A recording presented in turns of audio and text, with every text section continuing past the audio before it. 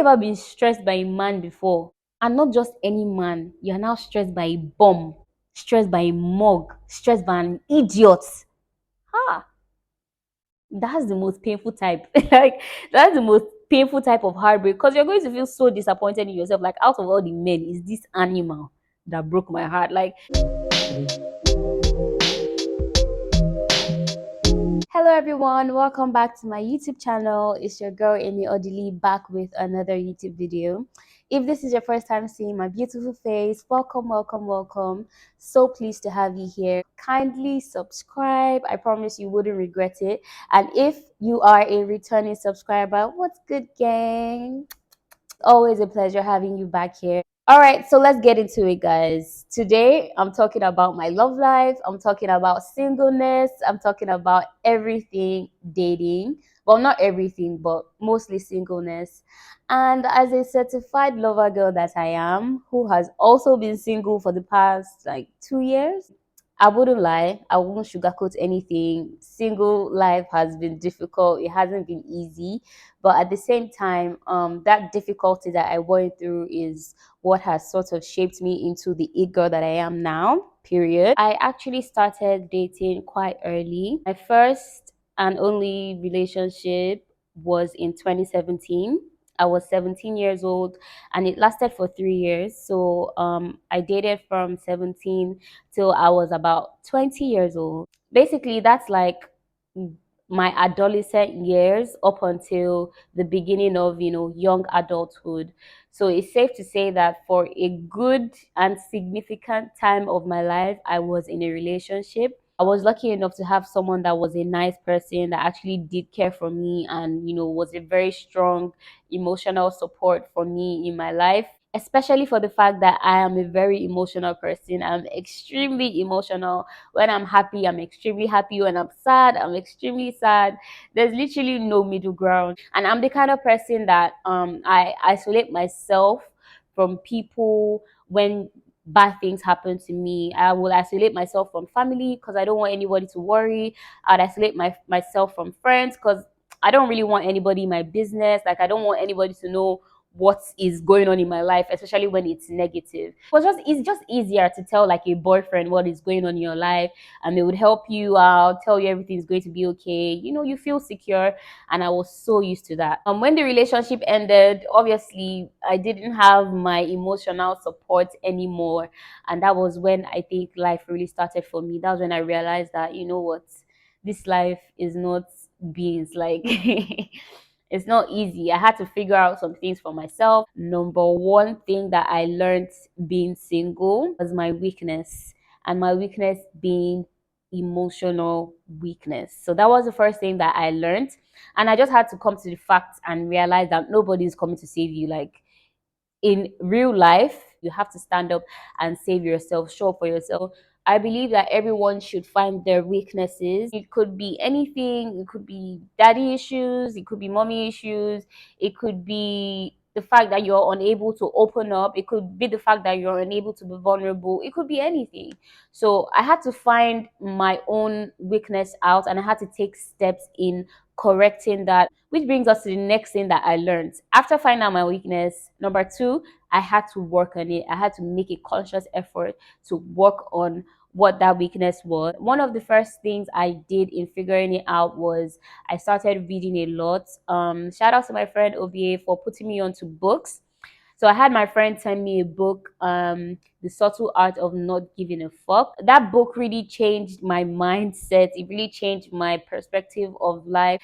That book helped me understand that I am in charge of my emotions and my emotions are not in charge of me. One of the things that I did was reading a lot of self-help books, like the likes of Emotional Intelligence, You're Not as Smart as You Think You Are, a lot of other books. Something else that I did was listening to sermons, listening to preachings, talking to someone that I trusted. I promise you, after finding out what my weakness was, it was really difficult for me to figure out how to fix it. I'm not going to lie. At first, I was confused. I didn't know what to do. And I felt like falling in love would help me. I felt like maybe falling in love with someone else to be there for me when I feel sad, or when I'm distraught, or when I feel defeated. I felt like that was the answer. So basically, that was me trying to dump my trauma or dump my weakness on somebody else, which is very unhealthy. It is seriously unhealthy. And it took me a while, it took me a lot of mistakes to realize that, it took me regrets to realize that wasn't the right move to make. My 3 years relationship, thankfully, was with a nice person. So going into the streets of Lagos looking for love, looking for emotionally available men was like going through hell. I'm not even joking. Yeah, I just felt like, you know what, I probably kissed one frog and I'll probably kiss another. But when I find the love of my life, I'll be fine. You know, someone will be there for me. The truth about it is you really have to work on your own weaknesses. You might find someone that loves you, but because you haven't dealt with your own trauma, your relationship is not really going to be stable. And to be honest, people in the streets have their own trauma that they haven't worked on. They're not trying to help you out here. I promise you, streets are cold and dirty and disgusting. Nobody's trying to help you out. Everybody is trying to look for someone to dump their own trauma on with. So if you can afford speaking to a therapist or a friend that you know has sense, not just any friend, please. I feel like friends enable each other. Not everybody has the answer. So you either have to speak to a professional or an elderly person that has experience, an elderly person that has a brain, please, because you don't want to talk to someone and you don't want to have bad advice. So most of the time, it's better to just figure it out yourself because you know yourself the most and you know what is good for you and what is bad for you. So number 3 on the things I learned being single is that healing is difficult. So after figuring out how to help myself and work on my weakness, I felt like, you know what, that's it. I'm probably okay right now. But that was just the beginning. And healing is something that is continuous. It's growth. So you never stop healing. It's because as you grow, you get new experiences and you heal from those things as well. Another thing about it is healing is the process of just letting go of things that you regret, letting go of past mistakes. Sometimes that I fell short. There were some times that I saw myself being emotionally vulnerable again. And it just made me feel a bit defeated because I felt like I had gone past that. But that is all part of the healing process. So if you ever fall down in your healing process or you feel like you're taking a step back, don't be discouraged. It's going to happen. Life is always going to happen to you. Bad things will always happen to you. People are always going to treat you dirty because not everybody is a nice person. I wish everybody knew this. Some people are out to get you. There are literally some satanic people walking on the surface of the earth right now, and you think that you're safe? No, girl. What you need to understand, and what I understood was, you're not in control of what happens to you. You're not in control of what people will do to you. What you are in control of is how you react to it and how you handle it. And once I changed my mentality about that and realized this particular thing I just said, that is the moment I found myself. That is the moment I began to find my purpose. And that's the way I morphed into the baddest bitch there is right now. I promise you, like, nothing can really phase me anymore. Reactions most of the time now is just like, yeah, it happens, you know. He probably was a frog, a dirty frog at that matter. That has nothing to do with me. I'm a bad bitch. I'm pretty and I'm gorgeous and I'm smart. So that has nothing to do with me. And you should feel the same way too, because what people do to you has nothing to do with you. It's not you, it's them. That's them projecting and that's them throwing their trauma on you and trying to make you feel bad about yourself. In the beginning, it used to happen to me. It used to affect me. I used to feel bad about myself when bad things happened to me, and I used to feel like it was me. But for people that also feel like that, I promise you, I'm telling you, it's not you. Once you figure out what your weakness is, once you begin to heal, you're already doing enough for yourself. You don't need anybody else. You're already doing everything that you have to do. So when people hurt you, don't forget that it's not about you. That is them literally projecting, and that shouldn't be a part of the reason why you fall short of your healing process or fall down or backslide and go back to how you used to be. I promise you, it's not worth it. The fourth thing I learned is an idle mind is the devil's workshop for real. I've always heard that growing up. My mom used to say it, pastors in church used to say it as well, but I never really understood it until I was single. And I'm so grateful for my singleness. Like, I'm so grateful for the fact that I had to go through this phase because there's so much that I learned. Like, 7 things are not even enough. I can't even morph everything that I learned into these 7 topics. I promise you, singleness is not that bad. But anyway, moving on. An idle mind is the devil's workshop for real. And I'll tell you why, and I will explain how you need to get a job and how you need to get a job quick. So I came to realize that most of the times that I fell short in my healing journey, most of the times that I felt like I wasn't enough, especially after I had gained knowledge, after I read books, listened to sermons, and all the good stuff, it was because I was overthinking. And why was I overthinking? Is because I'm an overthinker, but also because I was bored. When you're idle and when your mind is open and you're bored, you don't really have anything occupying your thoughts, you're just watching TikTok, you're just there, your demons will come for you and your demons will haunt you. And you will see shege. Hey, you will see shege. Negative thoughts are the only things that can creep into your mind. You begin to think about things that don't even matter anymore. Begin to think about that guy that broke your heart 3 years ago. Dear, the moment I got a job and actually started doing things, I'm thinking about chasing the bag. I'm thinking about making myself the best version of me. So there's really no space to think about an idiot that has done me dirty the past how many years ago. Think about it. Most of the times when you're overthinking, most of the times when you're just feeling down, what are you doing? You're not doing anything. You're most likely lying on your bed, feeling sad, crying, feeling depressed. It's because you don't really have anything to do. Not to say that people that have jobs aren't depressed as well. Not to say that people that have jobs aren't like necessarily sad. Things happen. Life is hard. Don't worry, but life is harder when you are idle. Life is harder when you don't have anything to do because all you think of are the bad things that have happened to you and the bad things that will happen to you or the bad things that might happen to you. So, my love, get a job, start that business, become an entrepreneur, do something to make your life better, start to provide for yourself, be productive. Find a way to get back in your creative space because I know that a lot of us have been creative before, but some things might have happened that will just make you fall short, and now you're not really doing anything. You might not have a talent. You can learn a skill, start a trade. Don't create space for negativity. Don't give negative thoughts entrance or access into your life. I promise it's going to save you a lot of trouble. It's going to save you a lot of trauma. Moving on to the fifth thing that I learned. This one is a revelation. Standards. The word standards is a revelation, and I'm so grateful that I learned about this. Most times people confuse type and standard as the same thing, but they're not. So I'm going to actually just give a simple definition of what standards are and what a type is. So on my journal here, it says standards are bare minimum specific traits that someone has to meet to be considered a romantic prospect, whereas a type is mostly based on aesthetic and personality quirks. Now, I'm going to explain that. Okay, I'm going to use myself as an example, or I'm just going to use a simple example as my type. I can say that my type is the basic tall, dark, handsome, funny, someone that can make me laugh, an interesting person that I can have conversations with.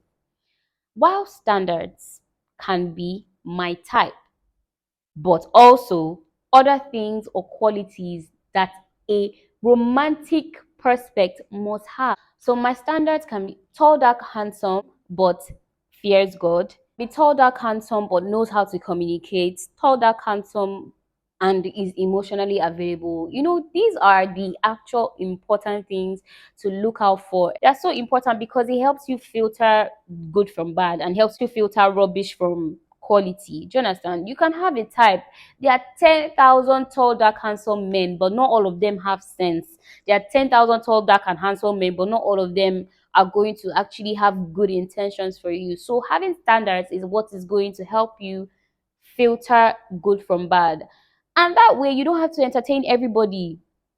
Because the moment you see that someone doesn't come up to your level or someone doesn't have the standards that you expect from them, you rule them off. Like, you don't have to talk to them. You don't have to be in a talking stage with every Dick, Tom, Harry that comes into your life. Standards is that thing that is going to help you figure that out and help you be in a position where you don't have to speak to everybody and you don't have to entertain everybody and you don't have to be vulnerable or give yourself and your time to every single person that comes to your life just because they're your type. Like, oh, he makes me laugh. He makes you laugh, but is he reasonable? He makes you laugh, but he's talking to seven other girls. Standards are going to give you a better chance of meeting that person that you really need, that you actually want, your ideal man. Standards will help you get to him faster. Because when you have standards, people that also have standards will come to you. You attract what you are. You're looking for your equal at this point. Like, are you feeling what I'm saying? Like, when you have no standards, you meet the worst of the worst. Like, you meet people that don't have standards, you meet people that don't have value, but you settle anyway because after all, that's what you found. But when you have standards, you meet people that also have standards, and you meet people that have also worked on themselves. So imagine you being a better version of yourself, and someone else is somewhere looking for someone good enough for them who is also a better version of yourself. Like, that relationship is already busting my head. You guys are going to achieve so much together. God, please bring him. Have you ever been stressed by a man before? And not just any man, you're now stressed by a bum, stressed by a mug, stressed by an idiot. Ha! That's the most painful type. Like, that's the most painful type of heartbreak, because you're going to feel so disappointed in yourself. Like, out of all the men, is this animal that broke my heart? Like, thinking about it now, yeah. But anyway, let me not talk now because I have so much more to say. Number six is disappointments are a blessing in disguise. Now, that phrase is a very, very difficult pill to swallow. Very hard to swallow. Like, imagine being disappointed, imagine being heartbroken, and someone just comes to tell you that, don't worry, it's a blessing in disguise.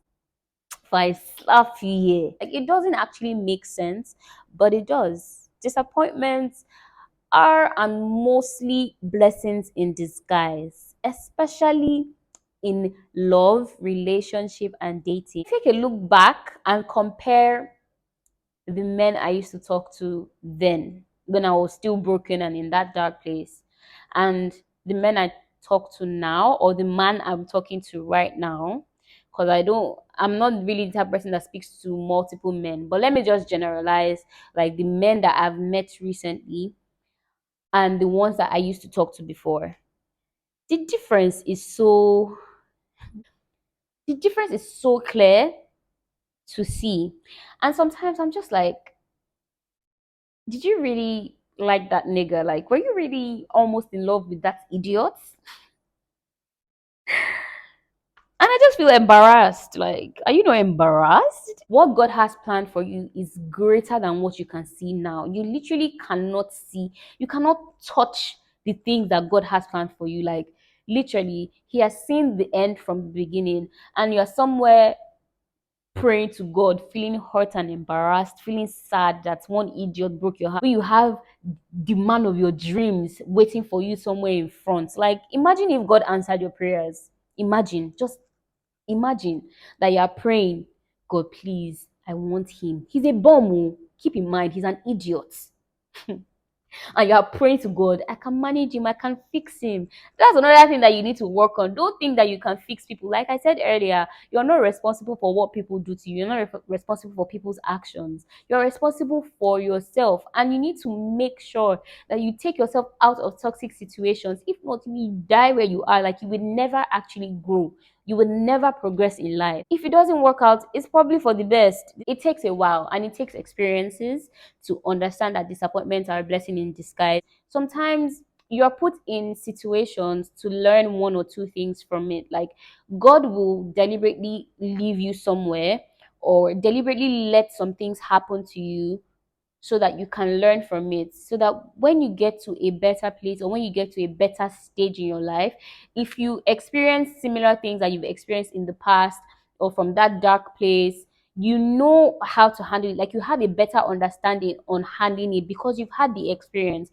And there are certain things that you experience that will never repeat itself, like I said. So sometimes you actually need disappointments in your life to come to realize that you're so much better and you're so much more than what you see now. And the final point and the final thing that I learned from being single is involving God in everything that I do.